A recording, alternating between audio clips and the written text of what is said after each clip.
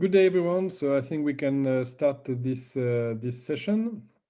I'm very happy to moderate this session organized by ICLEI under the Local Climate Solutions for Africa 2020.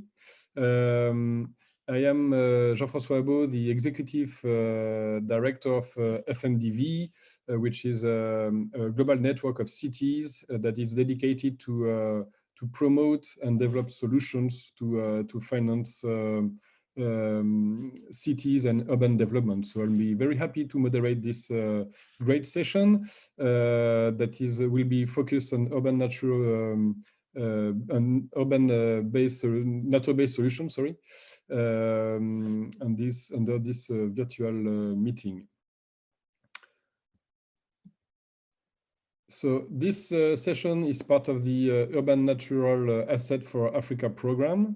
I think we can go to slide 2, yeah, which is being implemented by ICLEI Africa and ICLEI CBC and is funded by Sweat Bio. As such, the session was made financially possible by Sweat Bio and ICLEI CBC. This session is also made possible by FMDV as me as a moderator, and we are very happy with that. So this session will run with live panelists and with two pre-recording. The questions can be posed to the live panelists, and then in the end there will be question and answers. All participants can access to translation, and if you can also learn more about the speakers and ask questions or technical questions. But for that, you should go to the control box at the right of the screen. I think everybody can see that now. Yeah. And please be aware that attendees cannot raise their hands or unmute themselves. They will need to pose questions in the Q&A tab, and then these will be monitored, selected, and then sent to me to pose live questions. So this being said, we will start this session that will explore adaptation finance options that exist for nature-based solutions for climate resilience. It will explore the best practices for accessing these finance options, as well as unpacked recommended pathway for integrated nature-based solutions into NDCs and local climate plans. These sessions aims to support developing countries to mobilize investment for nature-based solutions and climate adaptation more effectively. So for this, we will have different speakers, so me as a moderator. Then we will have Honorable Mayor, Ms. Raul Novinte, the Mayor of Nacala in Mozambique. Will be a pre-recorded video. Then we will have the Honorable Mayor Manuel de Arrojo, Mayor of Quelimane in Mozambique. Also pre-recorded video. Then we will have a set of live panelists with Ms. Salia Dobardzik, who is a senior climate specialist at the Adaptation Fund. Ms. Guilia Macagno, who is an economist at the European Investment Bank. Ms. Ernesta Maciulite, who is a research associate at the Fraunhofer Institute and the University of Stuttgart. And also Ms. Megan Sager, who is a director consulting for sustainable solutions.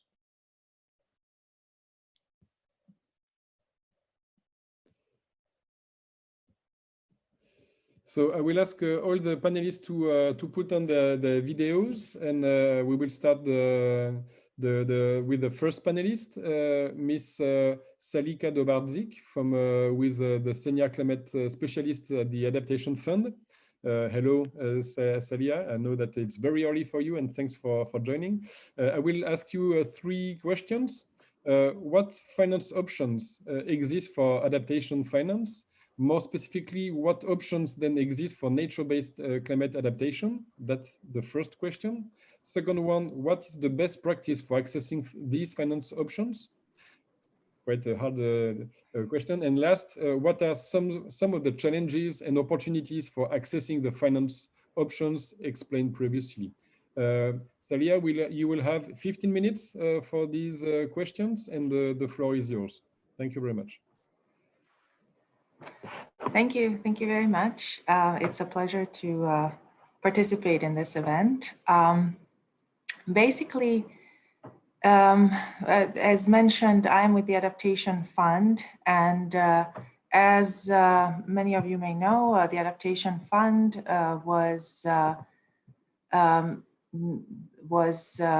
basically created under the Kyoto Protocol of the UNFCCC, and as part of the UNFCCC's financing mechanism, we are expected to finance adaptation in developing countries. And this is basically what we have been on the forefront. So over the last 13 plus years, although the fund was created in 2001, but it took time to operationalize, to get the funding, and to get the project started. So effectively over the last 13 plus years, we have really been at the forefront of the push from the business as usual adaptation or business as usual development to adaptation. And we have been piloting concrete adaptation action in many countries, and now we have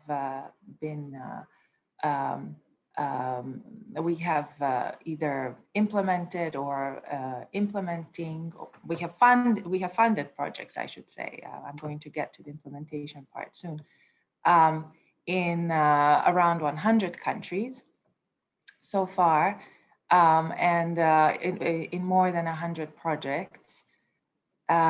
All of which is really an opportunity, as I see it, to learn. So, in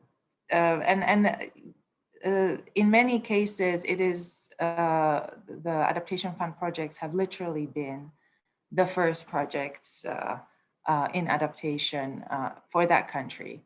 And it's really, as we all know, a drop in the ocean, very much a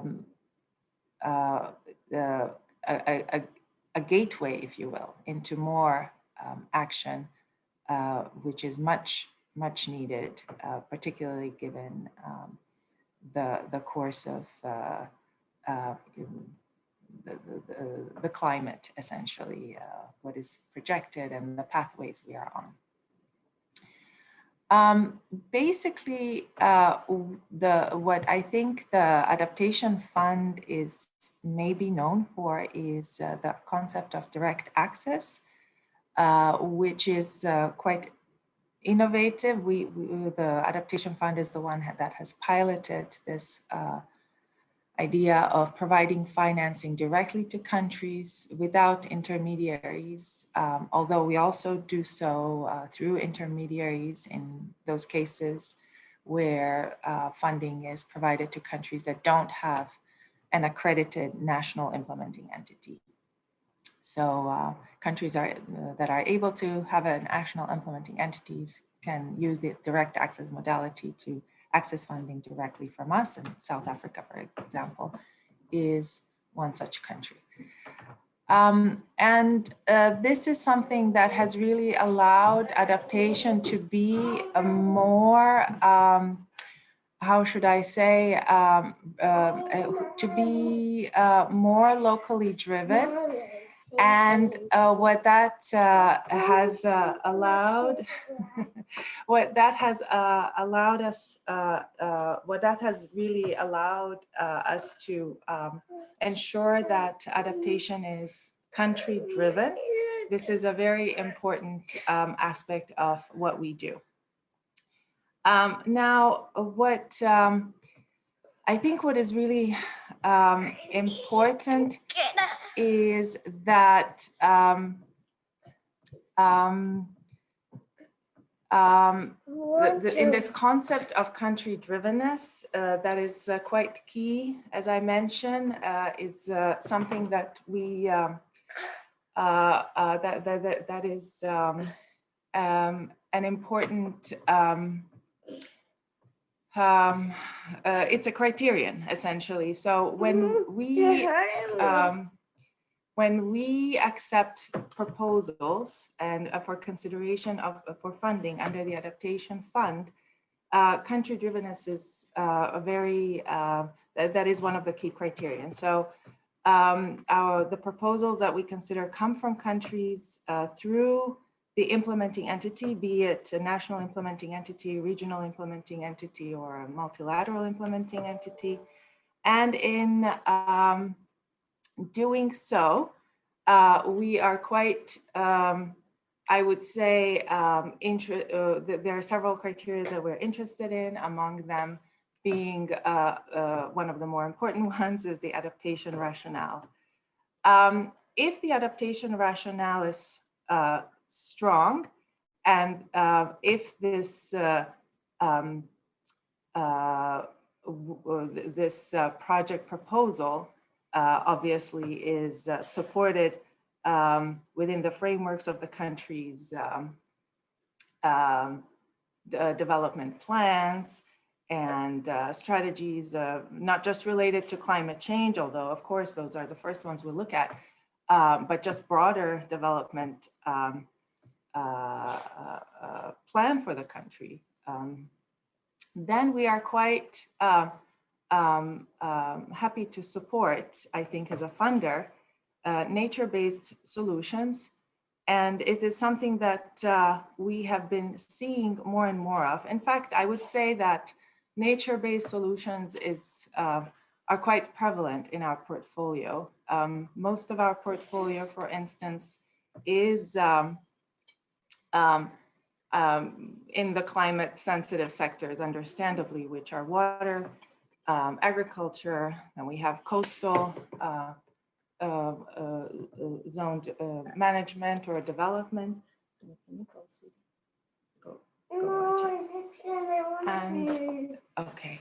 And as a result, a lot of the interventions we're seeing do have a lot to do with nature and employing nature services, essentially. So we are seeing that. But I think what we are also seeing is a more deliberate approach, because I think over the past decade or so, there's just been this growing understanding of how nature-based solutions can effectively, in many cases, be the more sustainable, the more cost-effective, the most impactful solution. So that's definitely something that we're seeing through our portfolio. And I think also in many cases, the immediate benefit to the vulnerable communities that we're targeting is a very sort of strong incentive or rationale for employing such solutions. We also, as a funder, support many infrastructure-based solutions, and often we are seeing that the projects that we finance, and I think a typical project can be around $5 million, although some are up to $10 million, and we support also regional projects, which can be up to $14 million. So with projects of this size, usually we see a plethora of interventions. It's a big mix of different types of things. There's a lot of diversity within even a single project. And in this, very often there's a combination of things, such as physical infrastructure, and then along with things like capacity building, policy reform, ITC solutions, early warning systems, and so on and so forth. But among the physical infrastructure solutions, we have often a mix of gray and green infrastructure.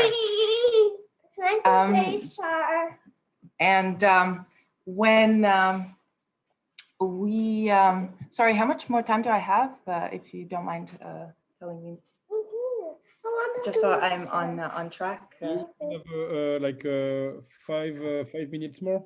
Oh goodness. Okay. So I just in that case would like to, for example, provide a couple of. Just give me one second.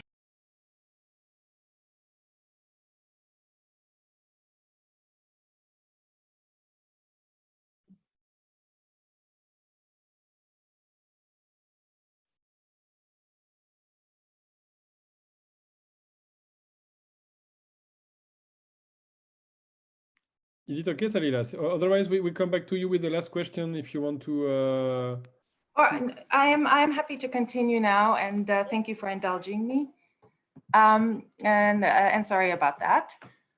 But I did want to mention just a couple of examples.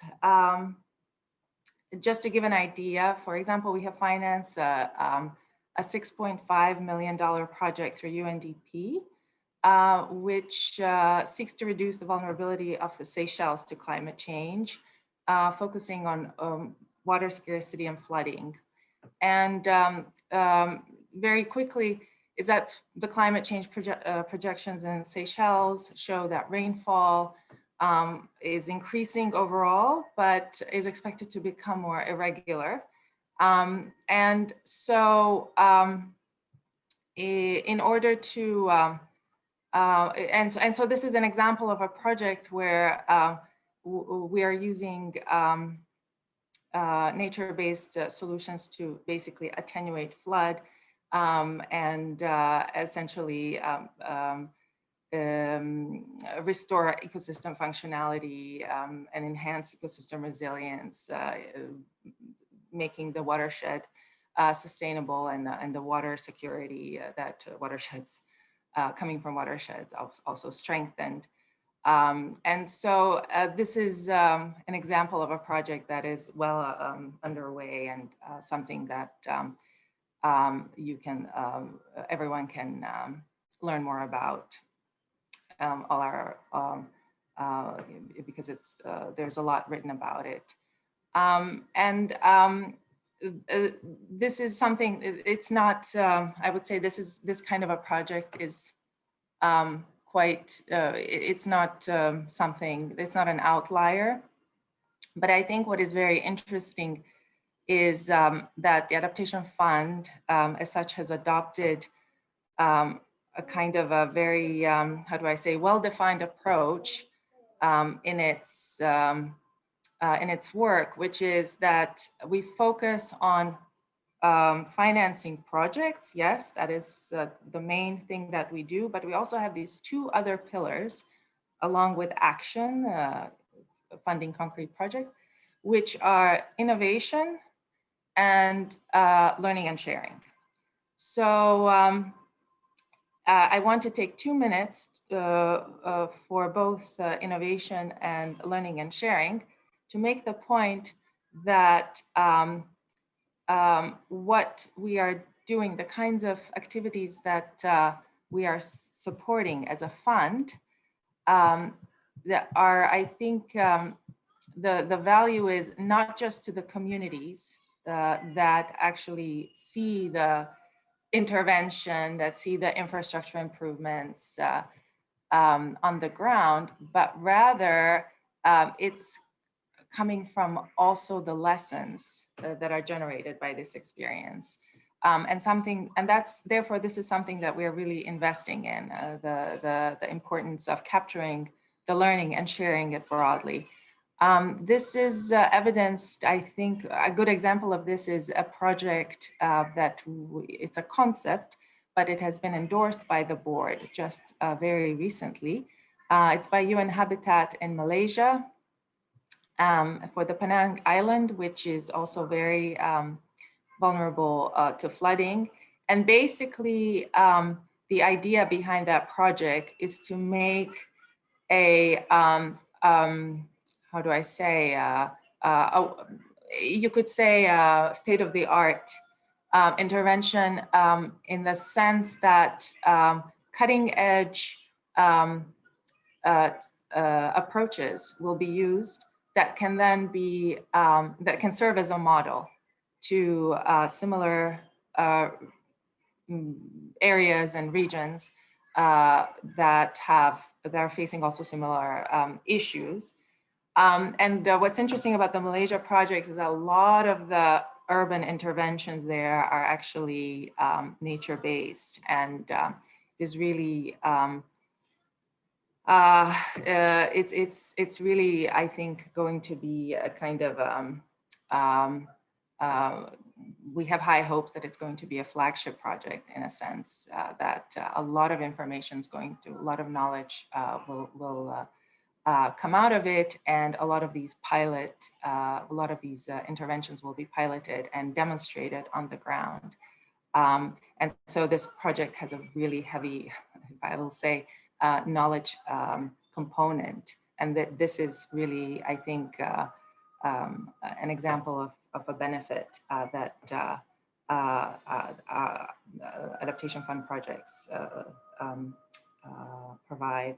I just want to close with a mention of our innovation program at the Adaptation Fund.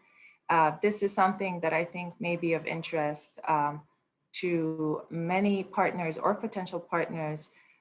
We are in the process of launching. It's going to be early in it's going to be, what was I going to say? It's going to be this month in partnership with United Nations Development Program and United Nations Environment Program. We are launching the so-called Adaptation Fund Climate Innovation Accelerator. This program is going to be open to CSOs, NGOs, private sector, different kinds of actors, and they do not need to be accredited with the Adaptation Fund to access small grants of up to 250,000. And we would love to see nature-based solutions. So it doesn't have to be just nature-based solutions, but this program is, I think, especially open because it's one of the areas that was listed as a thematic area under this topic. We also are launching large grants, $5 million. That's going to come in a few months' time, but we know that's supposed to happen for innovation as well. And again, I don't know to what extent we should say that nature-based solutions are innovation, because they have been something we have been employing for a very long time in adaptation. It's not, it hasn't always been necessarily recognized as such, but I think there's innovation in all parts of adaptation, including things like nature-based solutions, and we would be very open to seeing some proposals from our implementing entities on that. So with that, I would like to close, and I would be happy to answer any questions that may come my way. Thank you. Thank you very much, Salila, for your great presentation of what the Adaptation Fund is doing under quite complicated condition, I see.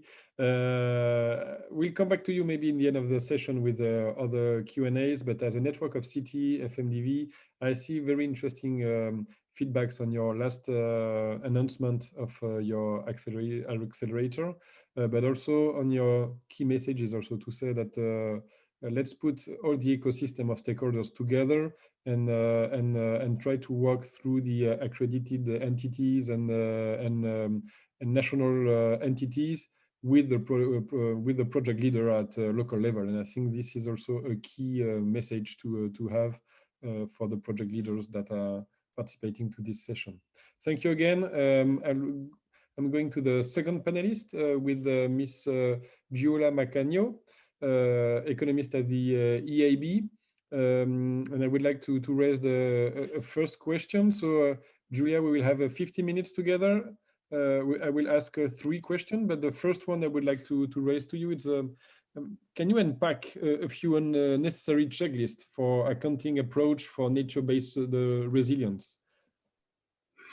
Yes, so thank you very much for, first of all, I'm very happy to be here, and thank you very much for inviting me. I think, it is a bit difficult, of course, this is the tough questions, but I'm happy to take it on because what we see at the EIB when we receive projects that have a component on nature-based solutions, we see a difficulty in basically demonstrating or capturing the expected benefits and co-benefits of the project, because I think, and I think that this is really something that the applicants and potential project promoters have to take into account, because we need to find a way to demonstrate precisely, and if possible, quantify or find good proxies for what are the co-benefits that are expected. The co-benefits are various, as you all know. So it can go from avoided damages, for instance, from flood protection. It can be, of course, greening and cooling urban areas, and therefore reducing the effects of heat waves.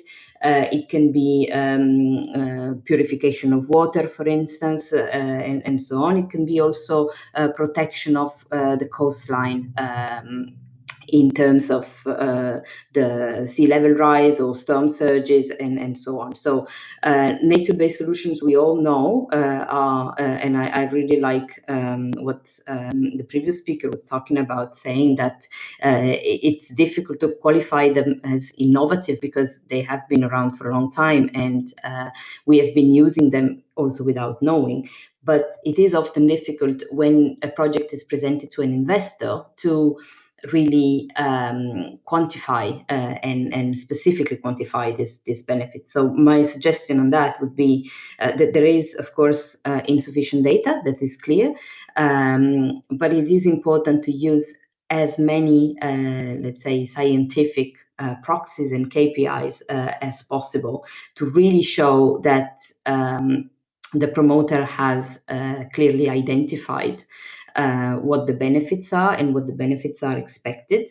And then the other important point I would like to mention is the fact of focusing on both savings and revenue generation, because what we see at the EIB is that most often the projects that come through are not really and not necessarily revenue generating per se. However, they have an impact on either saving costs for other economic sectors or generating revenue for other economic sectors. And I'm thinking, for instance, about the importance of the protection of the coastline for tourism, or the protection of natural habitats for tourism purposes.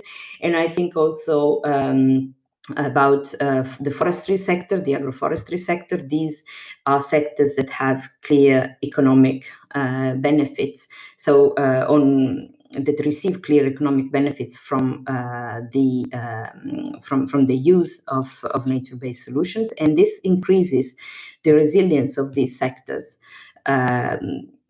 when they have to face external shocks. So not only to climate change, of course, very much linked to climate change, but resilience, I would like to say, it's a broader concept. So I think that the key element when a case, when a project or potential project is presented to an IFI is really to try to quantify the benefits and the savings, not only focusing on revenue generation if the project does not have a direct revenue generating potential.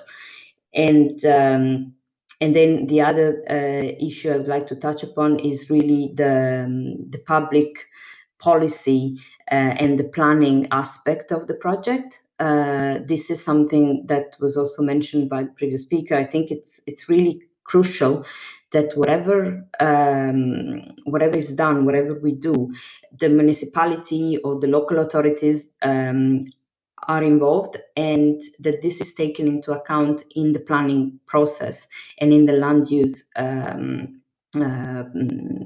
So, for instance, the city master plan, if you don't have a strong public buy-in, and if the project is not included or taken into account in the planning phase, in the urban planning phase, you will have a hard time achieving the benefits that are expected. So this is to your first question, Jean-François. These, I think, are the key aspects to take care of. Yeah, thank you very much, Guila. Now, the second question, can you explain us how does the EIB Supernaturebased Solutions in its program? What are the tools and what are the concrete actions that are being developed? Yeah. Yes, so at the EIB we have, as you may know, a strong ESG framework.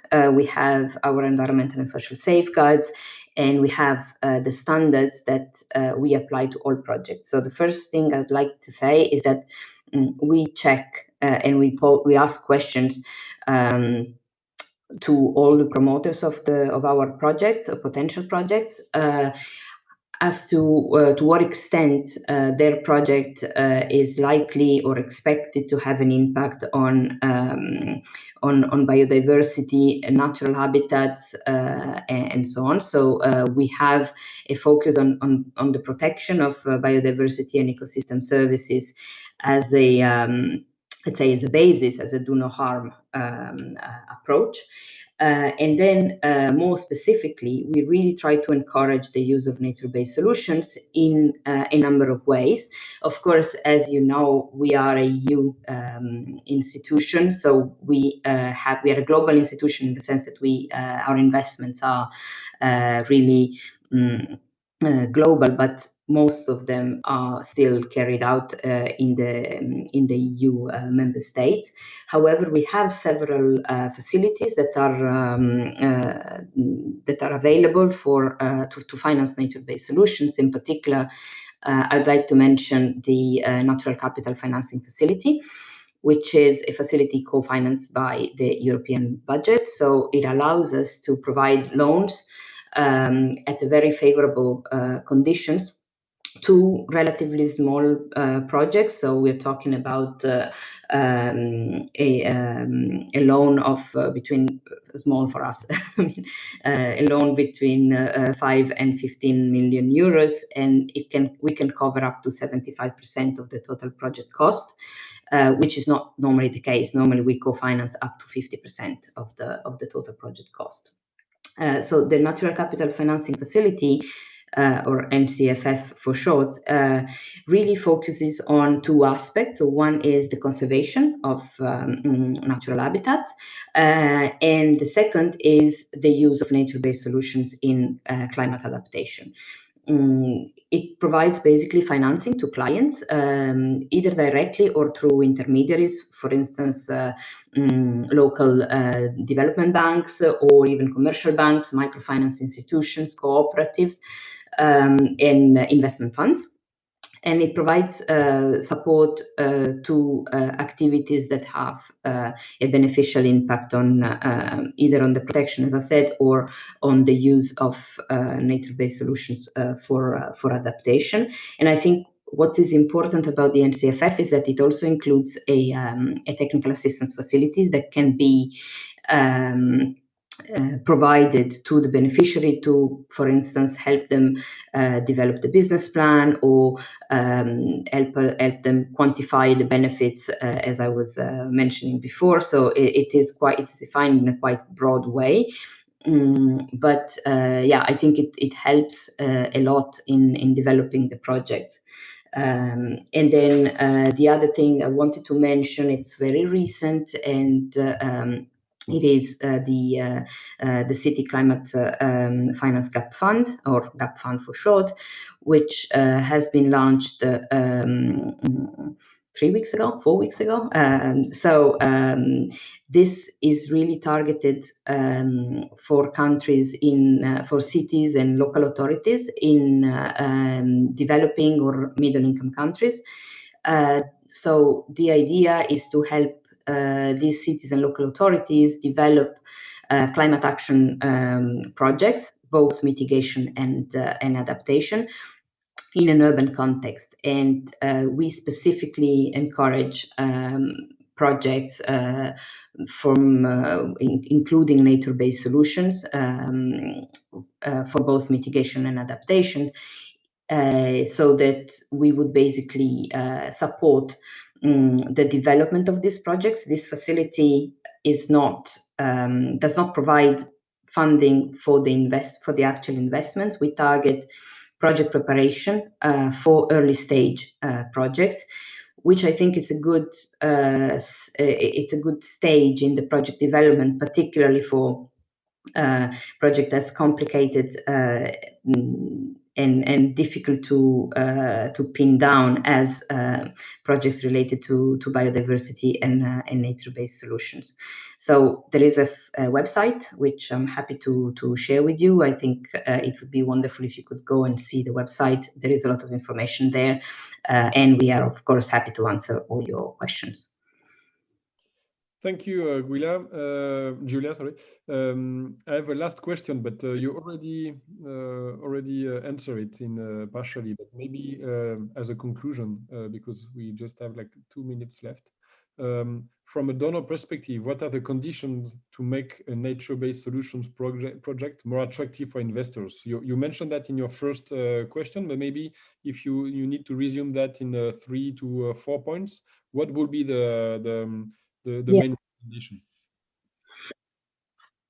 Yes, so I think the link to technical assistance is important, because there are facilities that are available, and a well-prepared project has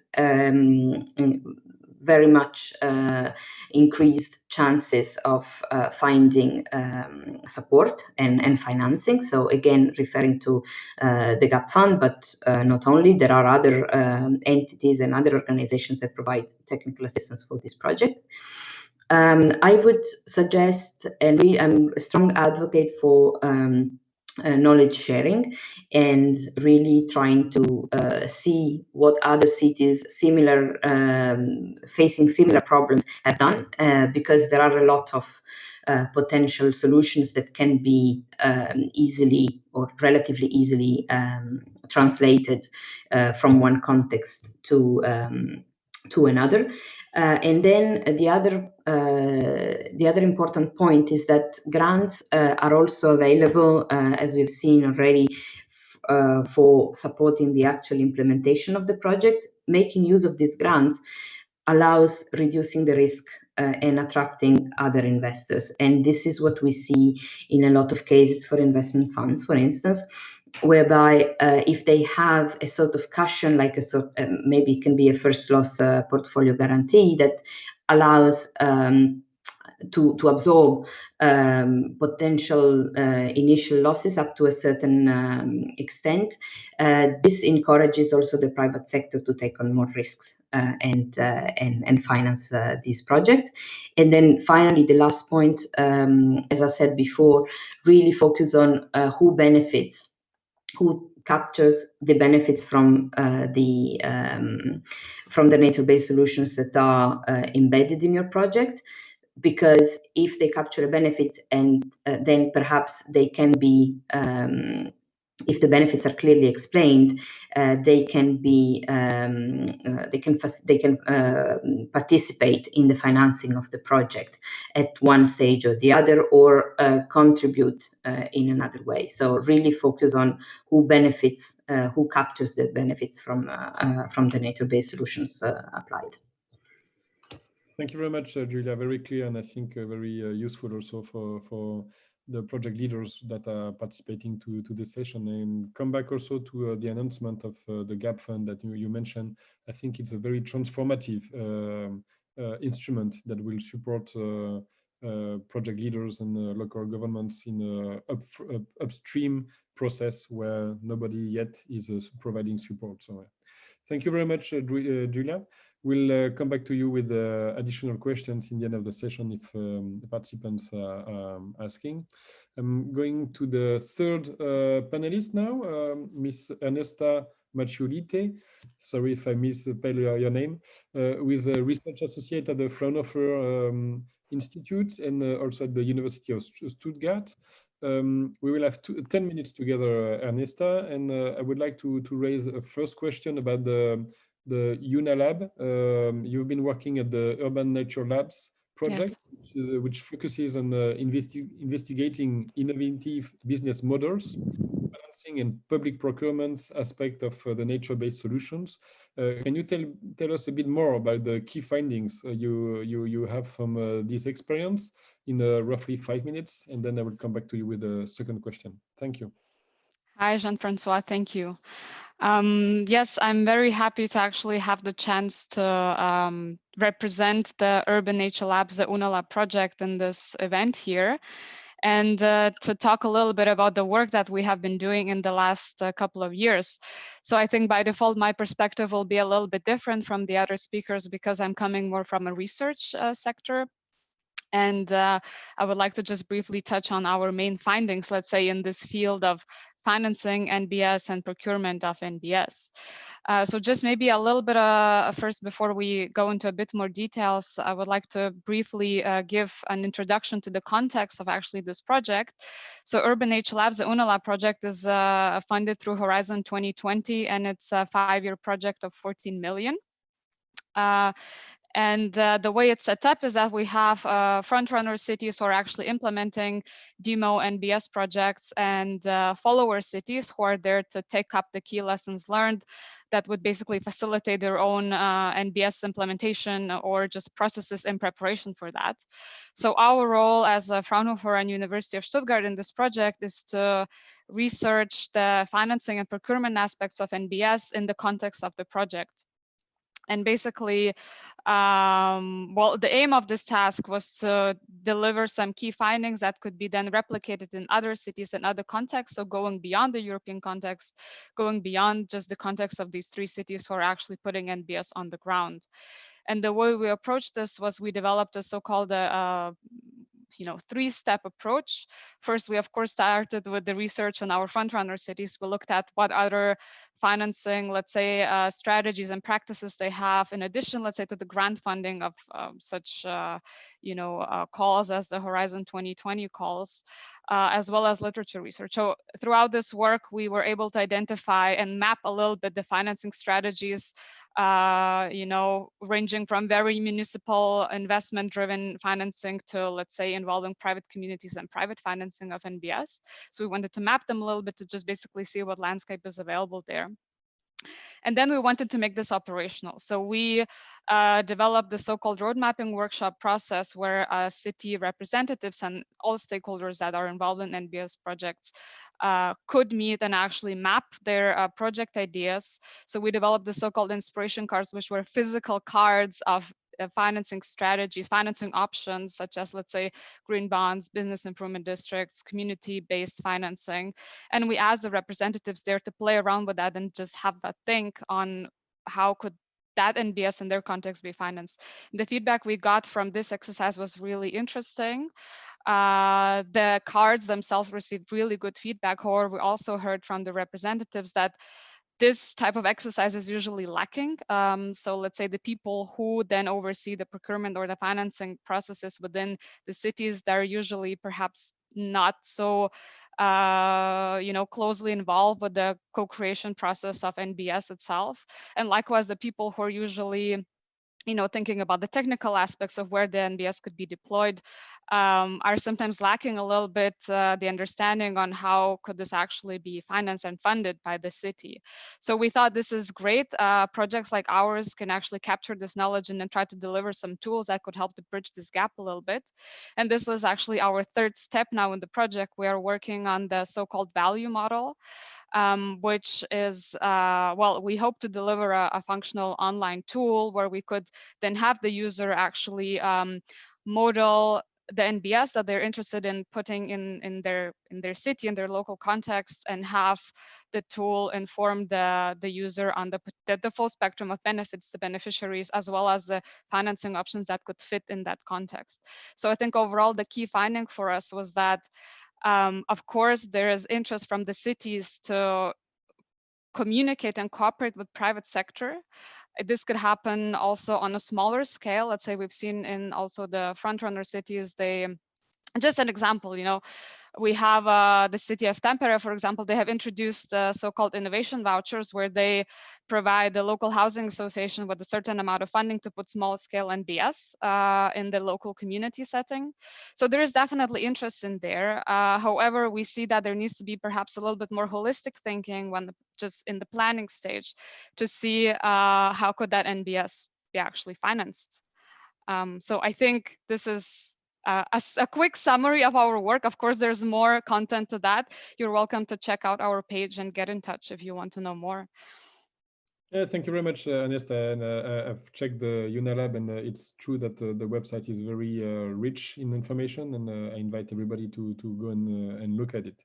Thank you. Another quick question, in addition to what you've said, can you unpack the key opportunities or things to note to improve the public procurement of the nature-based solutions that you've learned from the UNALAB? Yeah, thank you. So here, the public procurement, we have heard this phrase, accompanying NBS so often in the context of our project as well as other European projects. And we've actually had the chance to do a bit of a research as part of the European Commission task force activities that unites multiple NBS projects in the European context. So what we did, and we actually published a report just a couple of weeks ago, you're welcome to have a look at it, on procurement of NBS. So we were able to perform a bit of a barrier analysis and also look at the case studies of the cities who have actually procured NBS to see what happened there.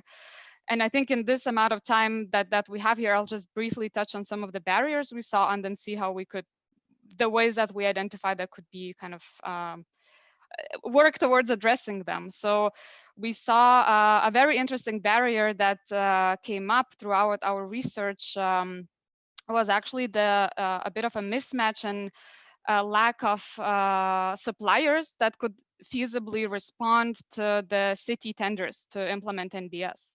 So this usually happens either the contract value is too small, let's say, so the market has not so much interest in responding, or let's say the market value is big enough, but then the requirements are so robust and stringent that then let's say the market agents who have perhaps a little bit of a limited track record of being a part of NBS solutions, or they are, let's say, a smaller company or a startup who might be innovative and, have all these great ideas, they cannot actually, access that tender, that work, that consultation. So this was very interesting for us. And here we saw a big role that actually pilot projects could play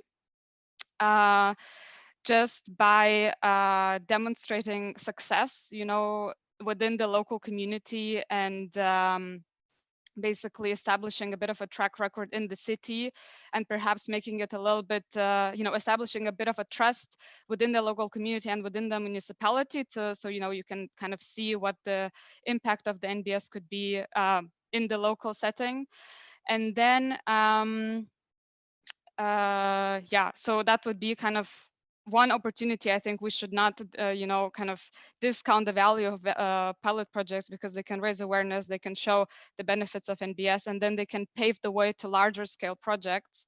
And what we saw was very kind of welcome from the cities, and kind of the direction which we'd like public procurement to go further is to move more towards challenge-based thinking and challenge-based procurement, where the city perhaps starts with defining the kind of challenge they're facing and then let the market respond and come up with the solution, rather than already defining the solution and just trying to procure that particular solution. Because then, of course, if you engage in a more challenge-based approach, you have a bigger, better access to all these different ideas and innovation that's out there, and the market agents could actually be in possession of.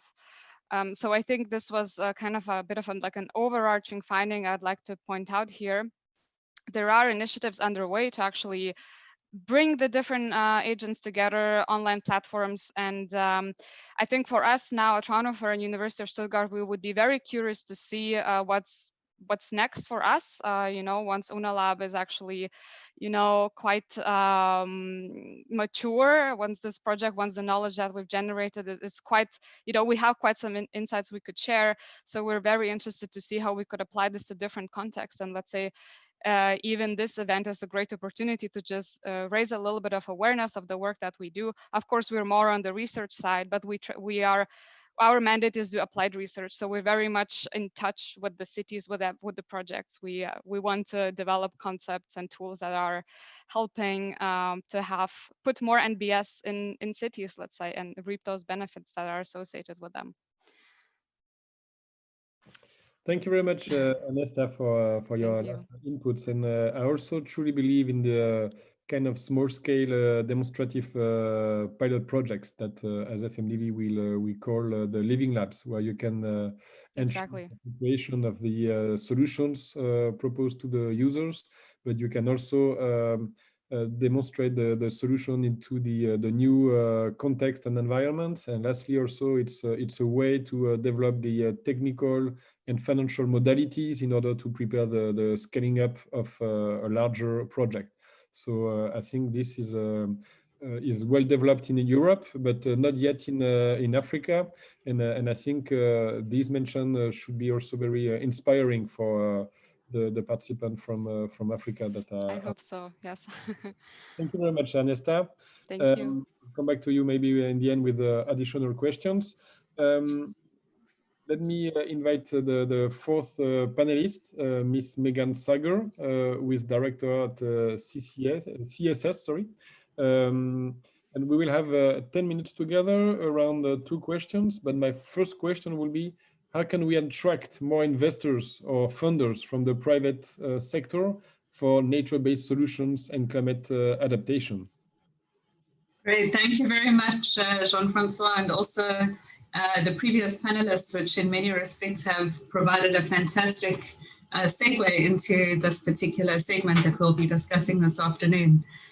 So our work has been undertaken as part of the UNA program with ICLEI, which is hosting this event.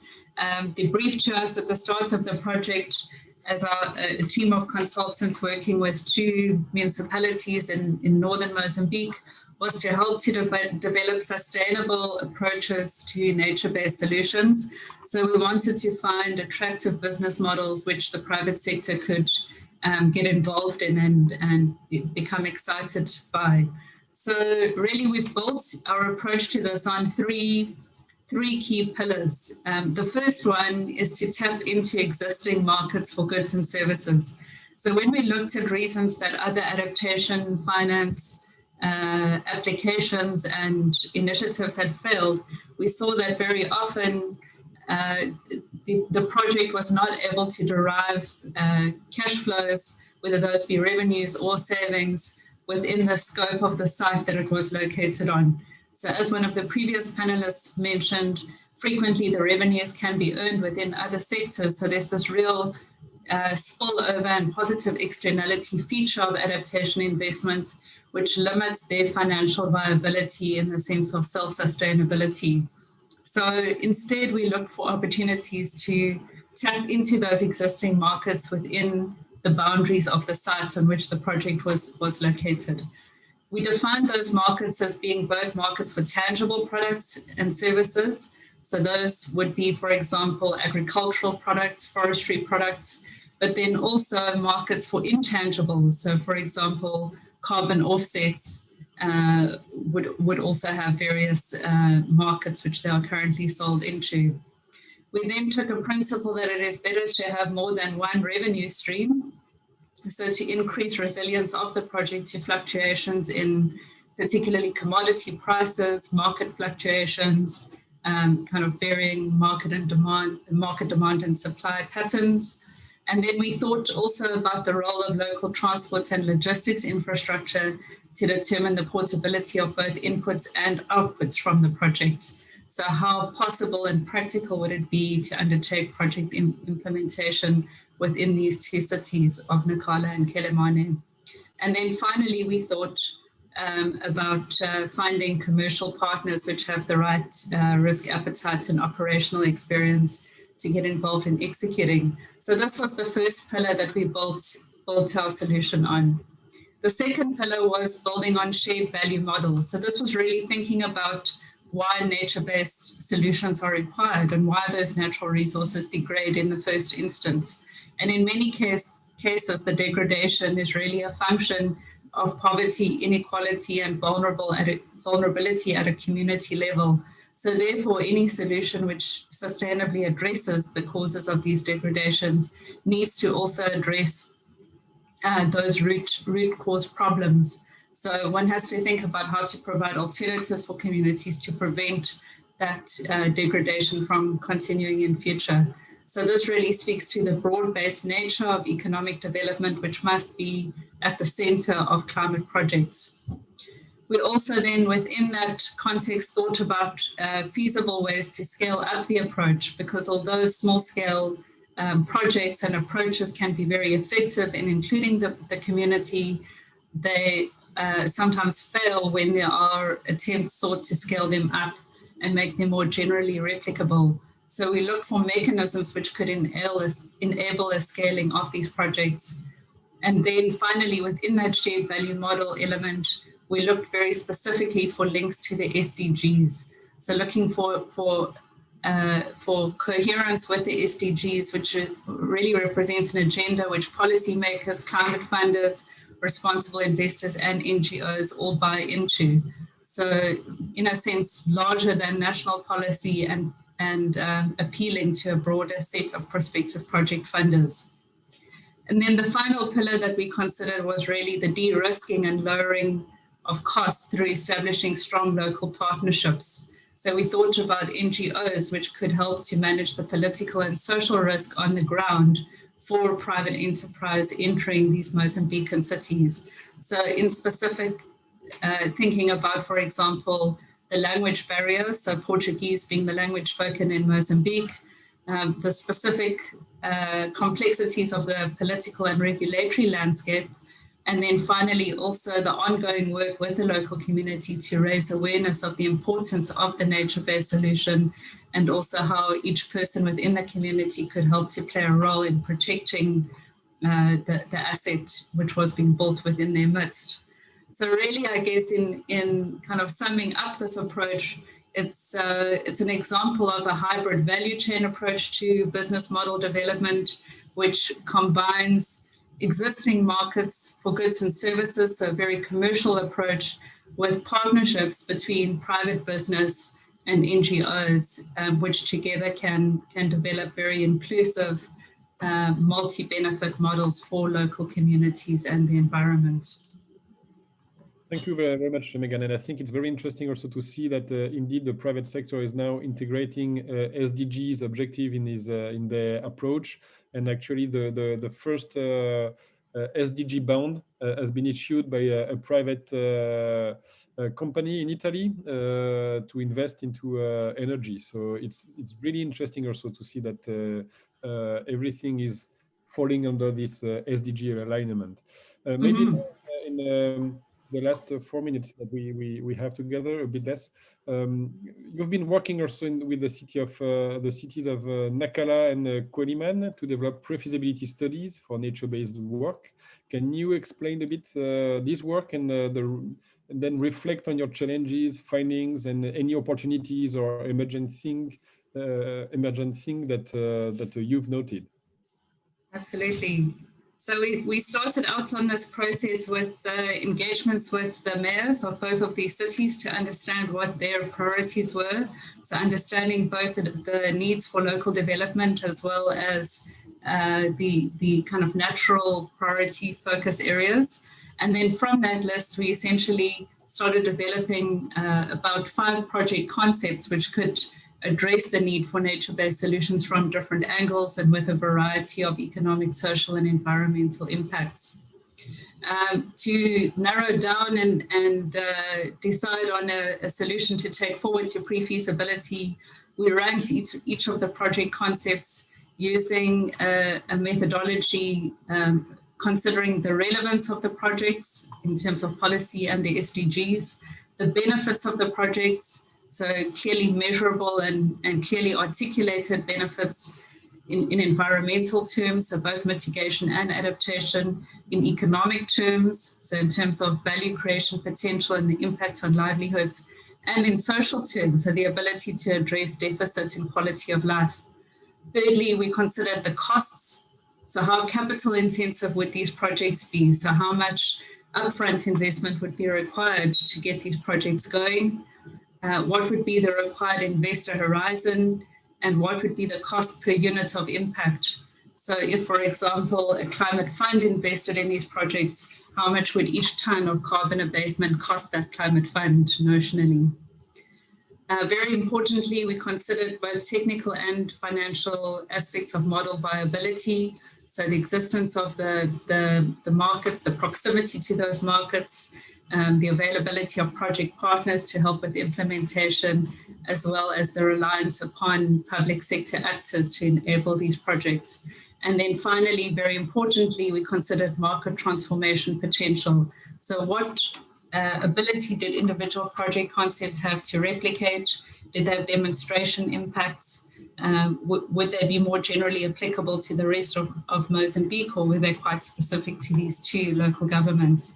And we whittled it down to 1 concept which is currently being developed to take forward for climate funding. I would say the challenges that we've experienced along the way have primarily been around the availability and reliability of data. So I think this is partly a consequence of working in a less developed country, but I think also just a part of the general lack of knowledge and data that one would find in more rural areas. And we can see a very significant role for project preparation facilities and TA facilities of climate funders to expand access to data, so to lower transaction costs of starting climate projects by making knowledge products and data more freely available to prospective project implementing agencies. And then, of course, also just the availability of local on-the-ground NGOs and other project partners which can enable projects and serve as local partners for international implementing entities.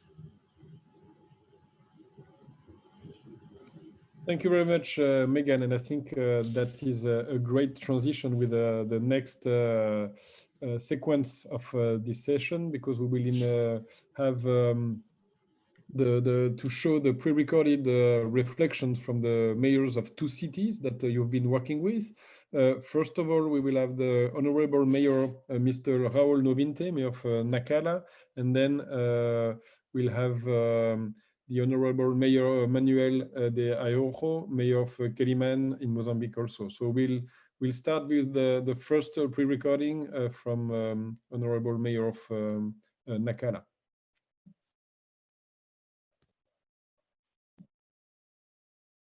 Good afternoon. My name is Raul Novinti.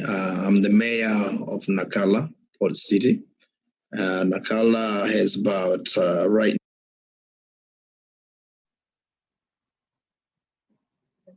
now 600,000 people live in the city. And it is most likely many people that live in the district around are moving to Nacala City, or what makes Nacala to be a great city. And even though it is facing a lot of problems, like erosion, but it has a lot of potential of becoming a nice city within the African continent. Answering the first question, how we do go, how do we start getting to get financed in our city? I would like to say that our project, they start with the policy making, and policy making is started within the people, within them, the communities, the problem that they are facing. And when we presented those problems and we come with the projects, and those projects we seek for money at the national level government or is within province government level. But most of the time we face a lot of difficulty getting finance. And sometimes we may ask some organization around the world and we might not get those projects to be financed. But we have been doing all efforts to include our people on making those policies that led us to get a project. And sometimes we face difficult to get some money, sometimes we get. And it is like to say here that the local government in Africa, not just in Mozambique, they face difficulties in getting financed. We might have many projects, and those projects might be very important for the people within our city, but to get financed is the biggest problem we have. And our national government, sometimes they might not be able to help us with financing. For example, right now, Nacala faced a lot of problems during the rains. Many houses were destroyed, many shops, and all this kind of stuff because of the water that are not controlled. And we wrote, to the Ministry of Construction, whatever, in Maputo, and we talked to some embassies, and the ministry said was going to solve the problem, but up to now, we haven't received any answer. So just to show how the cities, it's very, very difficult for the city to get the finance. And when we have a problem within the city, and we see this problem we cannot solve ourselves, we do these studies of the problem. We said, we come with a project, we start the feasibility of the project to see if we, and we ask for help outside and inside the country. That is how we do it, or normal how we get financed. Some projects, they come with some non-government organization that are willing to help in Nacala. And like I said before, but it is not very easy. It's not easy at all to get financing for the cities.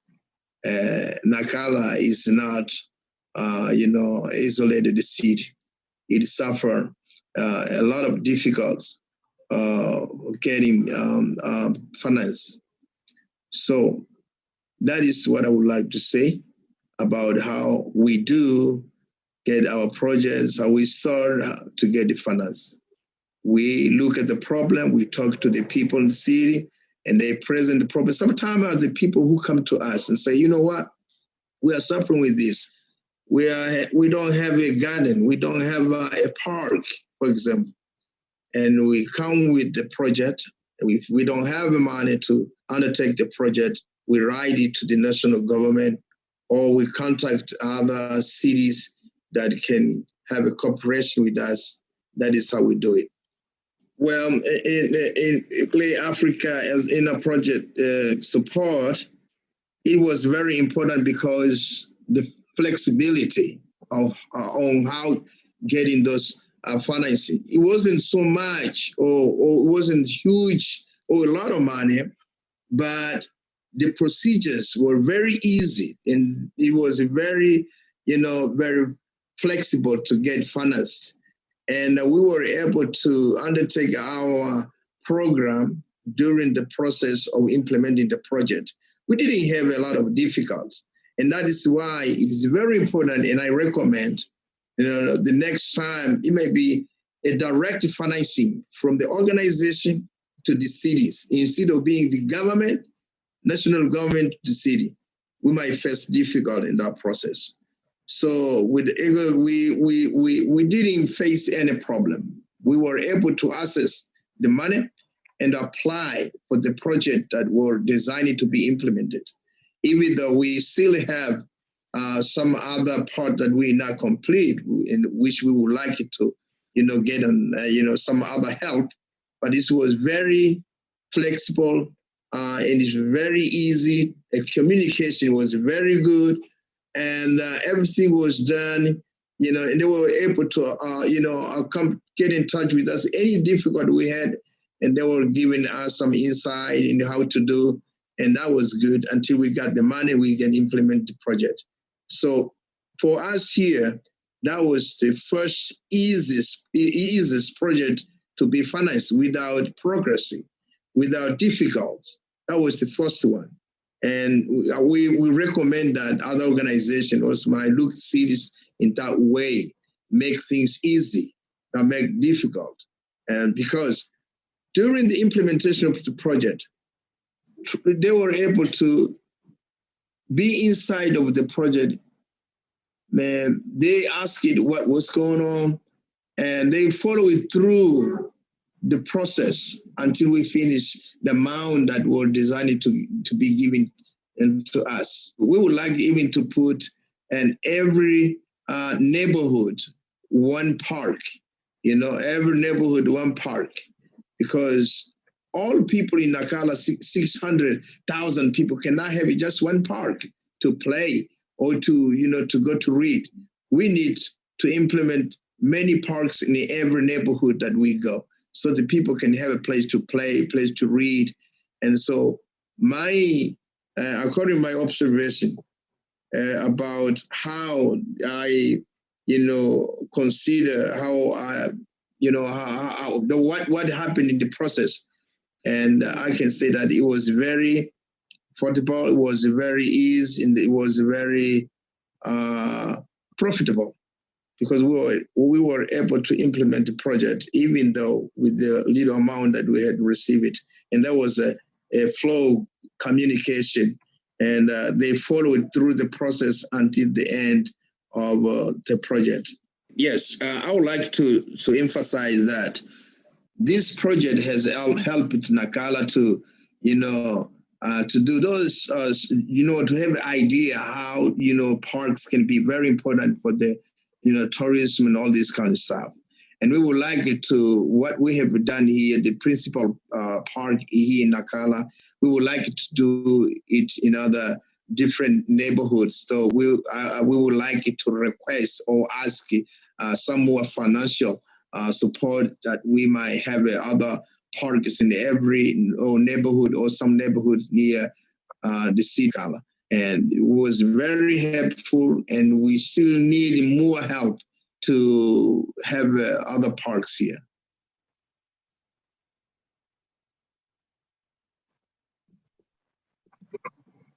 Thank you very much, Honorable Mayor.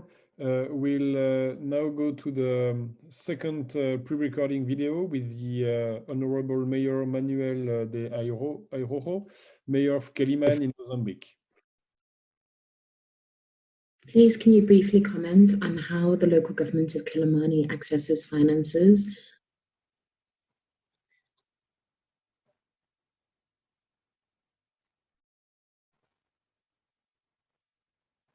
And what are the struggles with this? Actually, today, the ratio is 70% transfers from central government and 30% internal revenue. As you can see, it's unsustainable. And our dream, and we hope that we can exchange that, or at least to diminish that difference. Of course, our hope will be if we could manage to have 70% of internal revenue and 30% from transfers. But so far, that's what we have. And mainly it comes from taxes, services, the deliveries. Yeah.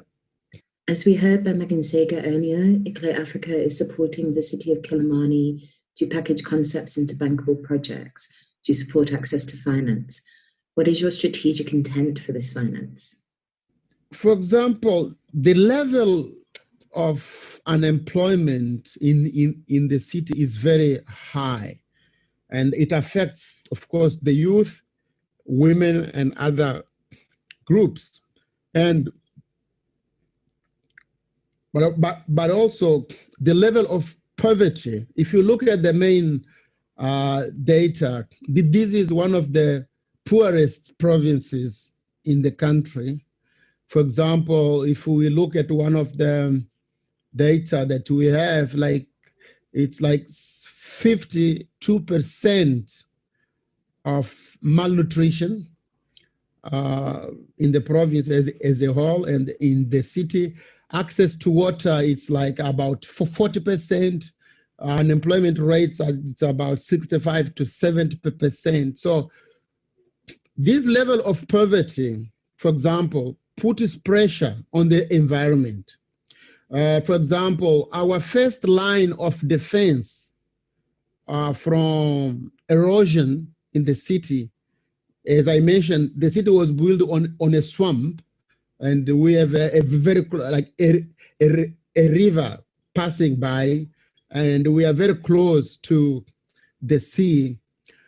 So like the survival of the mangrove forest that we have, it's of a paramount importance to the survival of the city.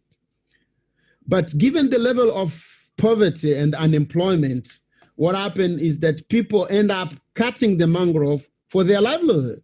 They cut the mangrove for cooking, they cut the mangrove to sell, to have money, but also they cut the mangrove to build their own houses. That's why, like, the project that we had, which was funded by the USAID, was aimed at raising the awareness of the citizens of the city about the importance of the mangroves. As they, like, we had to tell them that actually, for example, by cutting the mangroves, they were not only endangering the city by allowing erosion to be more pronounced, but also by cutting the mangroves, they were destroying the ecosystem where, for example, fish and other crustaceans will develop, therefore putting in danger their own livelihood, because most of the citizens, they get their income from fishing.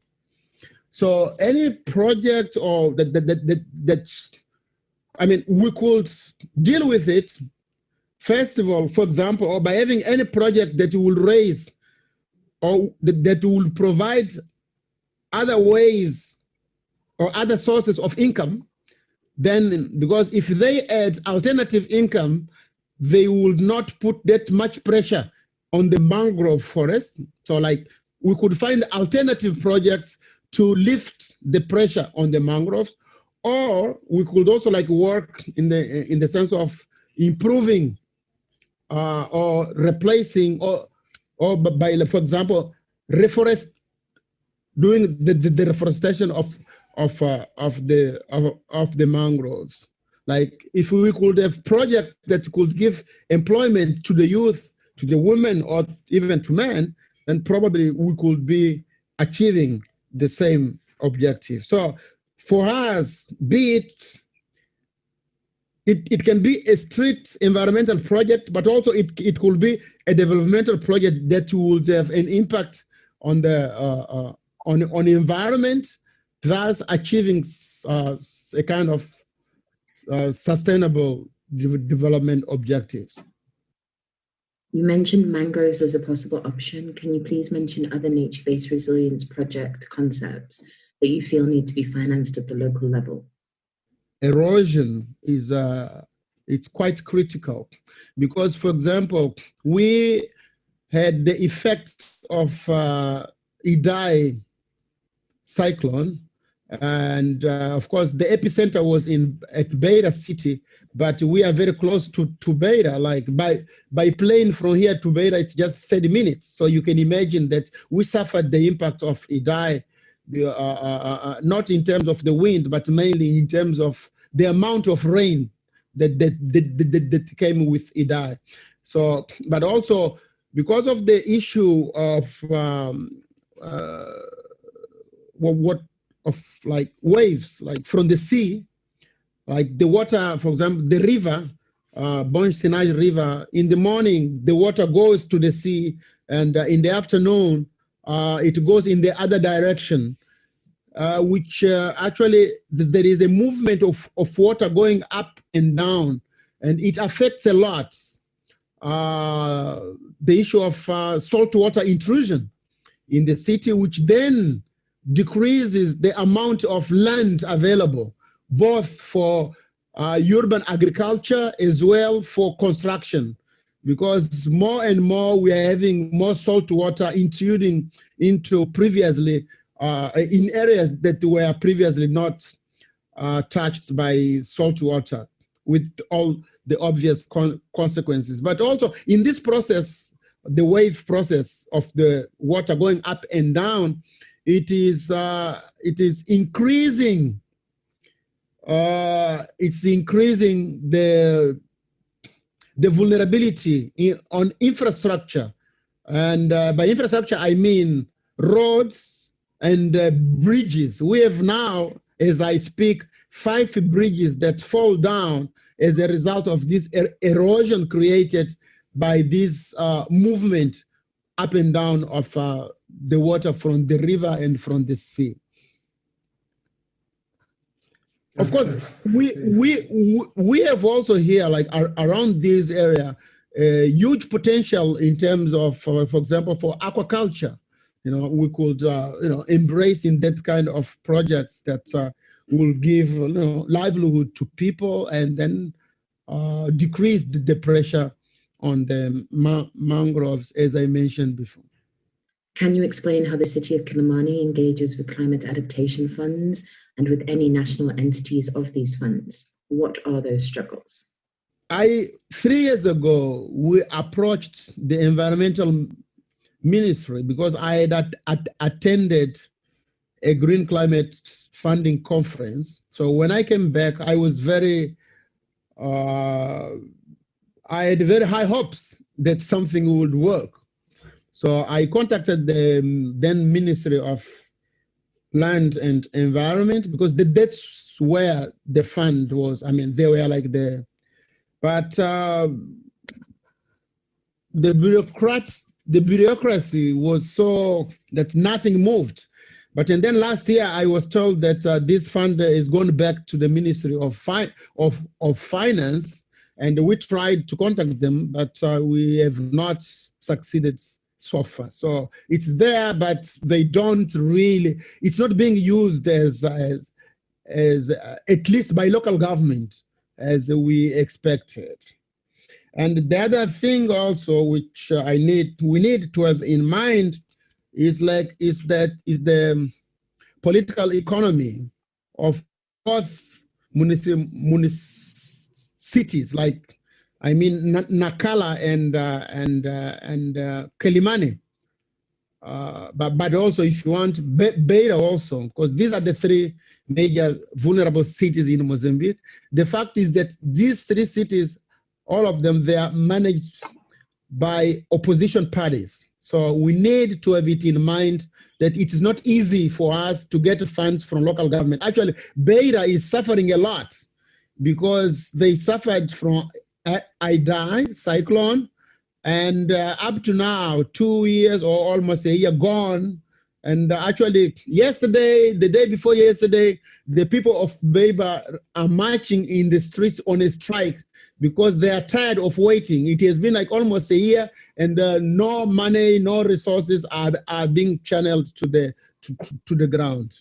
So if we compare to other normal municipalities, we have that disadvantage that the national government is not on our side. The 2 projects I mentioned, they are both through national government. Though, for example, the sanitation project was started, it was an initiative from Kilimani municipality. We went to the World Bank, we approached them. They had never funded any sanitation project in Mozambique. Then we brought examples of other countries that it was possible. So we had like a brainstorm session between the World Bank and us. The World Bank director came here to Kilimani and we discussed it.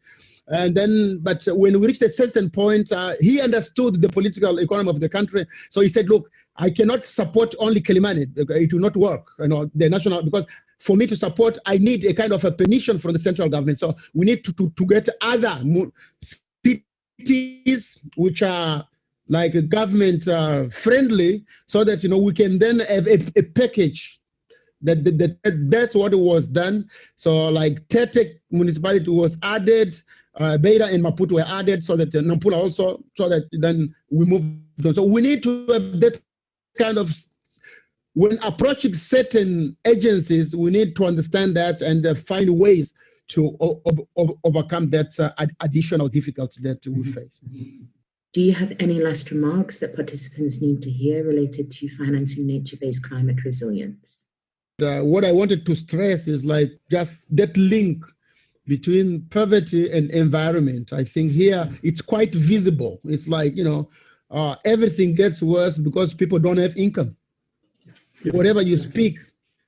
And to me, it doesn't matter if you take the project from the developmental perspective or from the environmental perspective, but if you start from the environmental, you will reach the objectives on the developmental side and vice versa. So it's like, to me, we can move in any direction as long as we know what we want to achieve. Yeah. Exactly. Yes.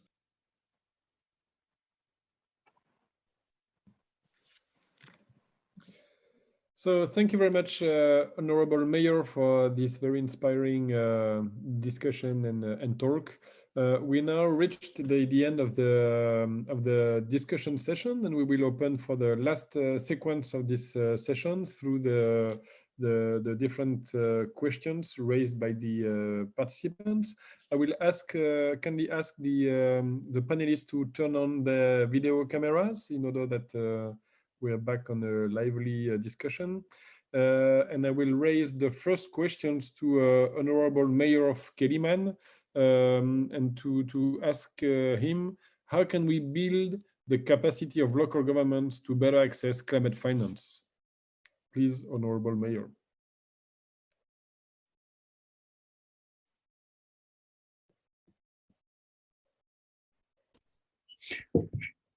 Hello.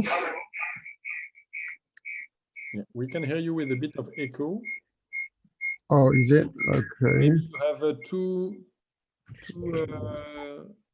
material connected at the same time, no? Let's try again.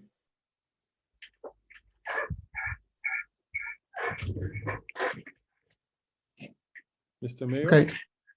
Is it better now? There is still a bit of echo, but let's try to do it, and I'll tell you if it's good or not. Okay. It looks like it's better now, yeah? Yeah, much better. Thank you very much, Mr. Mayor. Oh, yeah. Okay. Sorry, can you come up with your question again? Because I couldn't follow. The question is, how can we build the capacity of local governments to better access climate finance from a leadership position as yourself? How can you push for the enhancement of the capacities, improvement of capacity for your services and of local governments to better access to climate finance? Okay.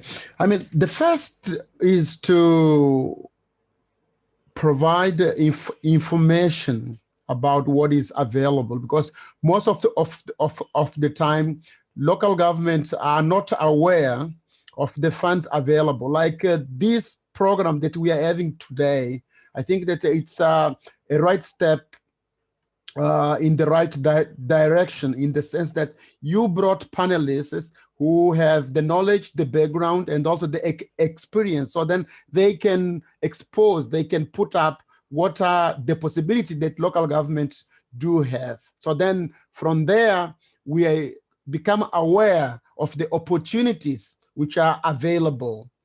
The second point, as Megan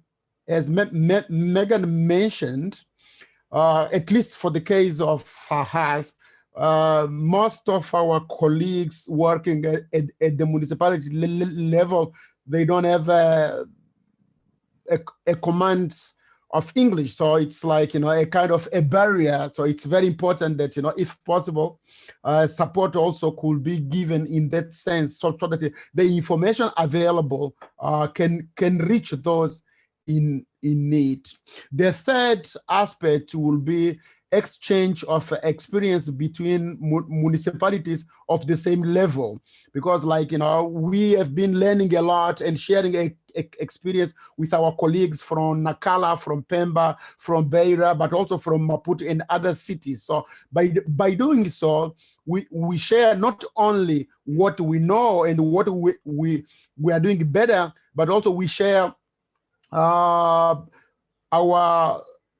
bad experiences, so that other municipalities, they don't follow and they don't commit the same mistakes that we are doing. But what I want really to stress here is that the issue of capacity building, of building capacities for local governments, it's of paramount importance. It's so critical that without it, most municipalities will not match the challenges that they do really face.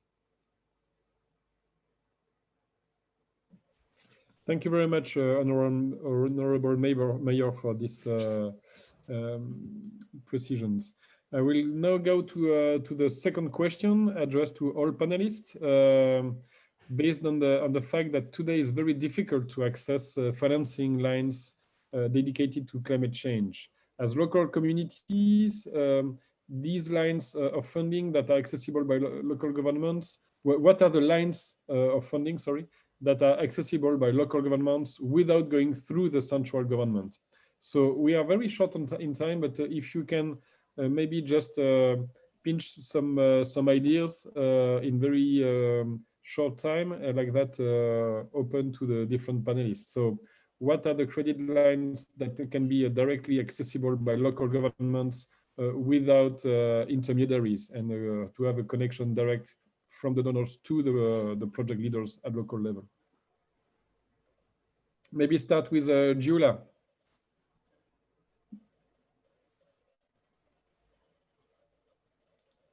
From EIB perspective, do you know?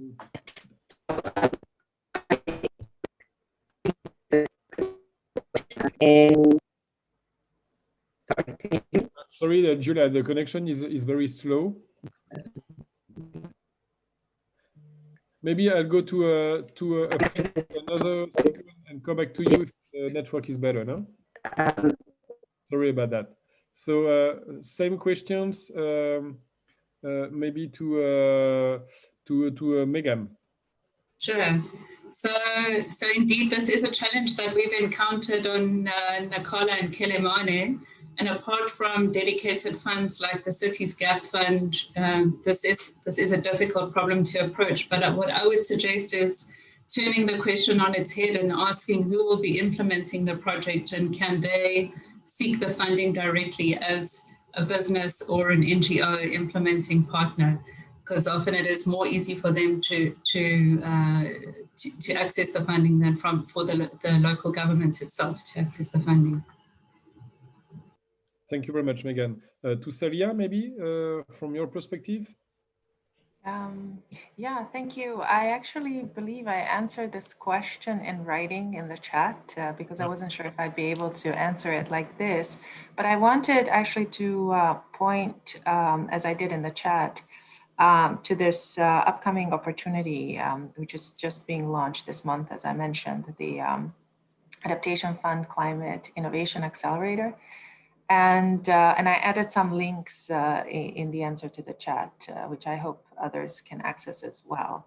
And so I would, this is just for small grants up to 250,000, and they are accessible to a wider range of potential partners than who we normally work with. And normally we work with only those that are accredited with us, national implementing entities, regional or multilateral. But this would be open more broadly.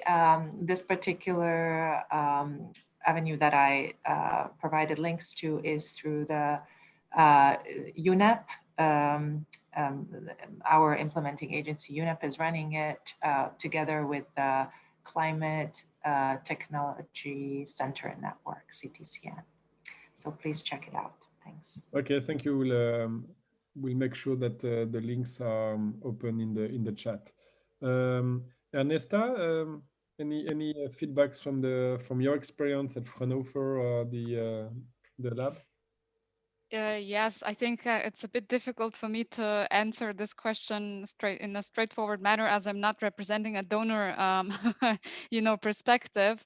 But what we've seen, for example, in a couple of cities, that they were quite successful, just basically allowing the local community to implement NBS, very small scale NBS, let's say on the street level, by their own initiative. So sort of, let's say, maybe asset transfer is too strong of a word, but just granting them the ability to already, let's say, plant the trees or plant some kind of climbing, plants that would then provide the benefits to the local community. So of course, it's difficult to, it has to be always seen what's feasible in a very particular local context. But perhaps, as I think Megan mentioned, in some cases, maybe it would make sense to also kind of think back a little bit and see if, grant funding is like the only way that NBS could be actually put in place, especially if we're thinking about small scale NBS. Perhaps local communities have the knowledge and the skills to just do it, and some sort of like administrative burdens in terms of permits and things like that could be lifted, so they could actually,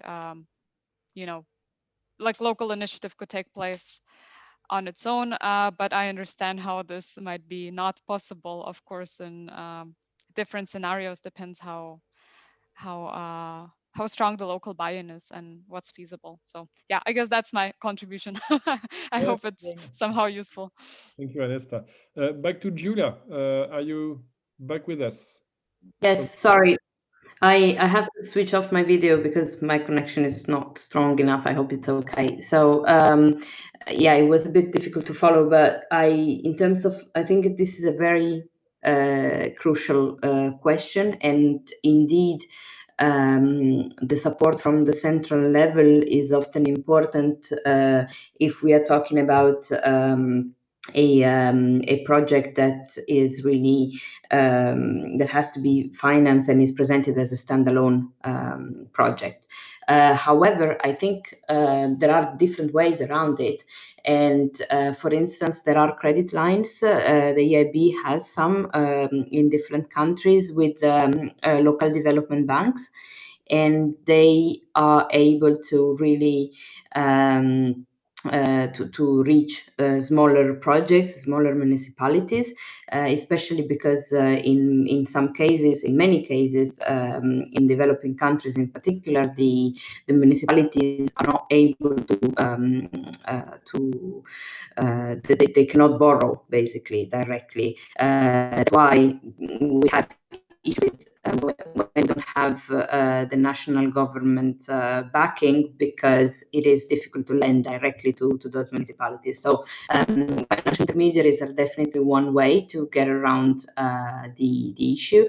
And the other way would be, and I think Mayor D'Araujo mentioned this, the need to bundle together several projects in different municipalities, because another way that we finance smaller projects in municipalities is that we try to have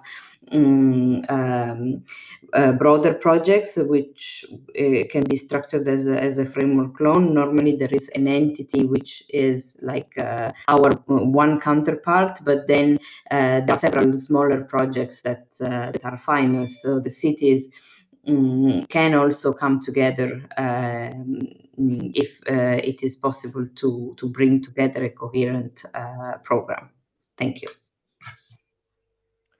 Thank you very much, Julia. On my side, I think also it's important also to keep an eye on the different communication from the donors, and there are many call for projects that are released on climate finance, and that's also the way for donors to engage small scale projects. And for this, the network of cities such as ICLEI for Africa or FMDV or others are also a good entry point to communicate on that. So I strongly invite also the local governments that have projects and that don't have views on the opportunities to contact the network of cities and to see if there are guidance or actual call for proposal to be published for now. So I think this is also a way to be aware of what is going on. It's a very rapid and evaluating context with the new credit lines that are announced and the new investment funds and credit lines. So I think also to make this attention of what is going on is important.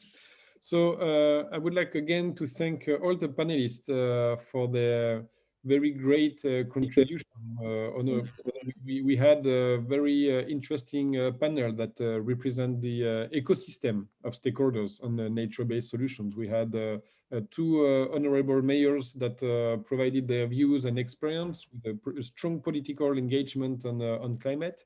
We had two representatives from donors, one representatives with Megan from the view of the private sector and the business section also, and also a kind of research approach with Ernesta, which was also very interesting. So I think this session allowed us to have a global view on these nature-based solutions and how to finance it and what are the conditions to mobilize fundings from either the donors or the private sector.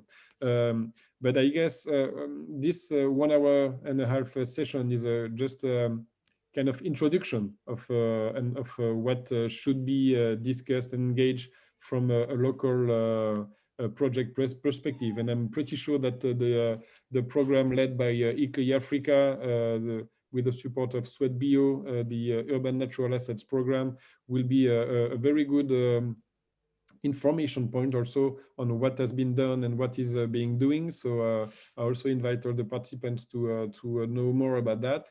And I guess the discussion will continue through all the local climate solutions for Africa 2020 this year. I was very happy to moderate because I learned a lot. I'm more expert in urban finance and not in nature-based solutions. So for me, it's a new way to learn how to develop innovative solutions. So thank you again to all panelists. Thank you to ICLEI Africa for the organization, and I wish you a very good end of the day. Bye-bye. Thank you. Bye-bye.